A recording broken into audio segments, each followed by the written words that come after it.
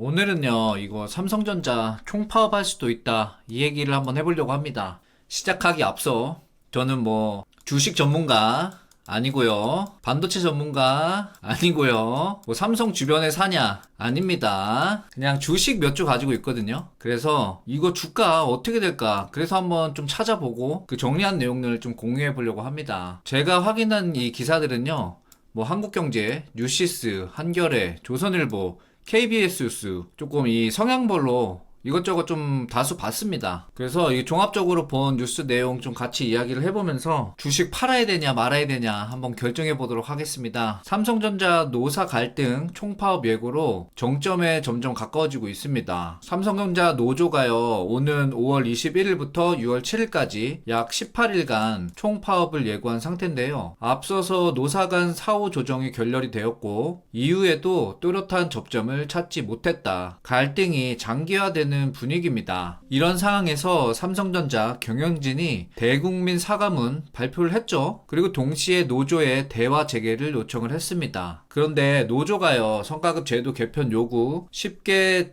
접질 않고 있죠. 그리고 실제 파업으로 이어질 가능성이 계속 제기되고 있습니다. 그런데 이게 정말 중요한 문제가 제가 주식을 갖고 있잖아요. 그쵸? 그리고 그것보다 더 중요한 거는 이 삼성전자가 대한민국 반도체 산업의 핵심 기업, 그쵸? 그런 이유에서 이번 갈등이요, 대한민국 경제 전반의 긴장 요인으로 받아들여지고 있습니다. 그쵸? 이번에 갈등이 제가 이 기사로부터 이해한 건요, 이 성과급 제도 어떻게 바꿀 것이냐, 이게 문제로 알고 있거든요. 그래서 노조 같은 경우는 영업이익의 15%를 성과급 재원으로 삼고 기존의 OPI 상한 제도도 없애야 된다, 이런 주장을 하고 있는데요. 반면에 회사는 좀 다르죠. 시장 상황과 경영 실적을 반영할 수 있는 유연한 제도 설계가 필요하다, 이런 입장입니다. 그러니까 좀 이게 유하게 설명했지만, 아니 이거 협의되지 않는 걸 어떻게 갑자기 진행하냐, 이런 뜻이겠죠. 그래서 이런 회사의 입장은 좀 이해가 돼요. 이게 구멍가게에서 10원 20원 깎아주세요, 이런 문제가 아니니까요.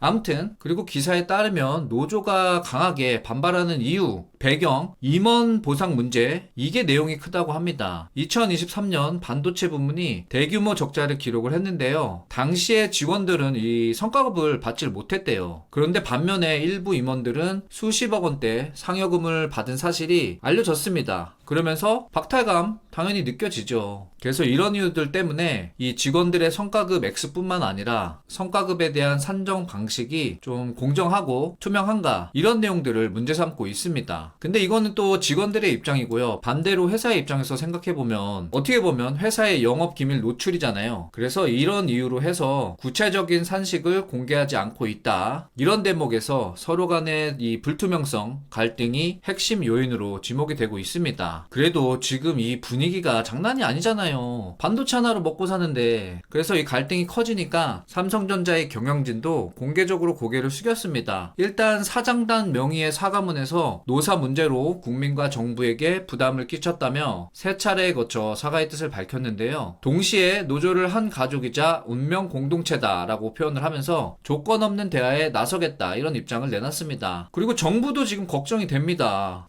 이 어려운 고유가 시대에 거의 어떻게 보면 유일하게 지금 이득을 내고 있는데, 그래서 이 김영훈 고용부 노동장관이 노조 측 면담을 하고 경영진과도 직접 만나서 적극적인 대화를 주문을 했습니다. 그래서 현재까지 일단 정부의 입장은 이 파업으로 번지기 전에 노사가 스스로 해결책을 찾는 것이 가장 바람직하다는 입장을 강조를 했습니다. 근데 이게 지금 노조 사측 시각차가 워낙 크잖아요. 그런 만큼 단순한 이 대화 재개만으로는 이 상황이 빠르게 봉합되기는 쉽지 않아 보인다, 이렇게 요약이 되고 있습니다. 그래서 앞으로의 관건은요, 양측이, 그렇죠, 이 성과급 제도의 원칙 그리고 기준 어디까지 조정할 수 있느냐, 여기에 달려 있습니다. 자, 그런데 이 총파업이 현실화될 가능성이 커지고 있다, 이런 분위기가 지금 감지가 되는데요. 정부의 긴급 조정권 발동 여부도 중요한 쟁점으로 떠오르게 됩니다. 긴급 조정권, 이 노동부 장관이 쟁의 행위를 강제로 중단시키는 제도고요. 발동이 되면 30일간, 그쵸? 파업 사업이 금지됩니다. 사실상 정부가 노사 분쟁에 개입할 수 있는 가장 강한 수단 중에 하나다라고 평가가 되고 있습니다. 위에서 언급했던 내용들이 뭔가 시간이 흐르면서 조정이 안 되고 문제가 생길 것 같이 보이니까 산업통상부 장관이 긴급 조정 가능성 언급을 하면서 또 논란이 커졌습니다. 근데 이게요, 실제 결정권은 노동부에 있고, 그리고 또 하나 삼성전자가 법에서 정한 긴급 조정 요건을 충족하는지 이런 해석의 여지가 아직 남아있다고 합니다. 그러니까 또 노조 입장에서는요, 아니 헌법상 보장된 단체 행동권 침해하는 조치다 라고 반발을 했습니다. 그러니까 이게 뭔가 지금 조정이 안 되고 있다 이런 느낌이 강하게 들고 있습니다. 근데 이번 이 삼성전자 갈등이요, 물론 이 내부 문제기도 하지만 앞으로 좀 시사하는 점이 많을 것 같아요. 그러니까 이익이 나면 성과를 어떻게 나누고, 반대로 위험이 생기면 누가 부담을 할지. 일부 기사에 따르면요, 이 해외 석학들이 근로자들이 호황기에 더 큰 보상을 요구한다면 반대로 불황기에는 임금 조정이나 고용 유연성 문제도 함께 논의될 수밖에 없다, 이렇게 지적을 했다고 합니다. 그래서 뭐 이 말은요, 보면요, 단순히 노조의 요구를 뭐 비판한다기보다는 성과 공유 제도 자체가 어떤 구조 위에서 설계가 돼야 하는지, 그쵸? 이런 점들이 해결돼야 된다. 그리고 특히 삼성전자는 SK 하이닉스와는 달리 사업 구조가 훨씬 복잡한 만큼 단순하게 비교하기보다는 삼성만의 독자적인 인센티브 체계를 고민해야 한다, 이런 의견도 동시에 나오고 있습니다. 그리고 이게 좀 우려가 되는 게, 어찌됐던 간에 노사 갈등이 장기화된다면요, 그 피해는 결국 회사 경쟁력 약화, 그쵸? 그리고 또 그런 게 대한민국의 국력을 약화시킬 수 있고, 또 주식을 가지고 있는 이 국민들 경제적으로 손해를 볼 수 있습니다. 그래서 이런 문제가 너무 내부적으로 갈등이 오랫동안 발목이 잡힌다면요, 기술 개발과 시장 대응 속도 모두 둔화가 될 가능성이 높습니다. 그래서 뭐 정리를 해보자면, 이번 사태요, 본질은 뭐 성과급 몇 퍼센트 문제냐 이런 게 아니라 대한민국 대기업 보상 구조,